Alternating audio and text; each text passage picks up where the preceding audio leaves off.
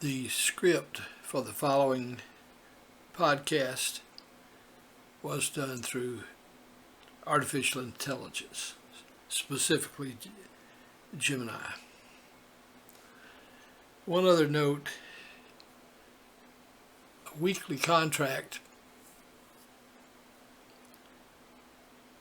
can, and it often is, changed to a monthly contract when the stock price falls below a certain point or the volume decreases to a certain point, as recently happened with Brands International stock.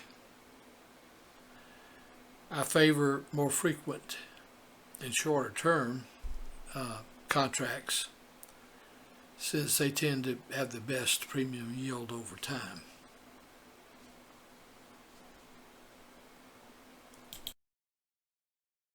Stock option contract dates are determined by a standardized set of rules established by the Options Clearing Corporation, OCC, and exchanges like the CBOE.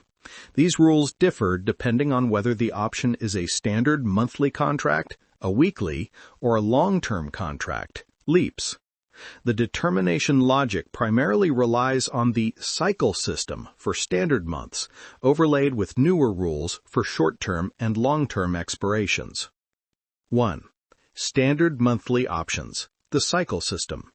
For standard equity options, the expiration date is the third Friday of the expiration month. Which specific months are available for trading is determined by the cycle assigned to that specific stock.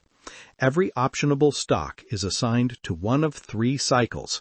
Cycle 1, JAJO, January, April, July, October.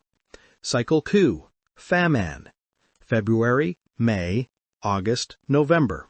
Cycle 3, MJSD, March, June, September, December. The front month rule. Originally, a stock only had options for its cycle months. However, to ensure liquidity, exchanges now use a hybrid rule called 2 front months plus 2 cycle months. At any given time, a stock will have 4 standard monthly expirations available. The current month, spot month, the next month, next consecutive month, the next cycle month from its assigned cycle, the second cycle month from its assigned cycle.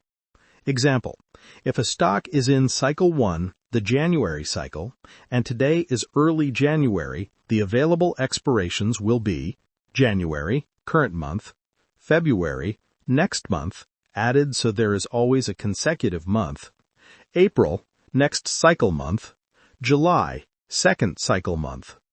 Once the January option expires, the February option becomes the current month. March is added as the next month, and the cycle months remain. 2. Weekly options, or weeklies. Weekly options ignore the cycle system. They are created to fill the gaps between monthly expirations. Expiration date, typically every Friday. Listing rule. New weekly series are usually listed on Thursday, expiring the following Friday, 8 days later. Exclusion. A weekly option is not listed for a week that already has a standard monthly expiration, the third Friday. 3. Long-term options, or LEAPs. Long-term equity anticipation securities allow for expiration dates up to 3 years in the future. Expiration date, always the third Friday of January of the future year. Listing logic. New LEAPs are typically added in September or October. Example, in September 2025, the exchange will list LEAPs expiring in January 2027. 4.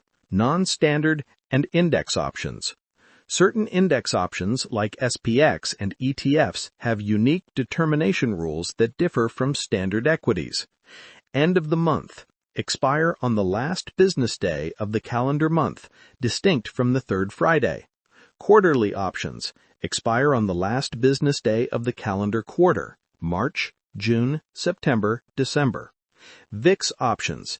These have a unique expiration calculation, generally expiring on the Wednesday that is 30 days prior to the third Friday of the following calendar month. 5. Holiday adjustments.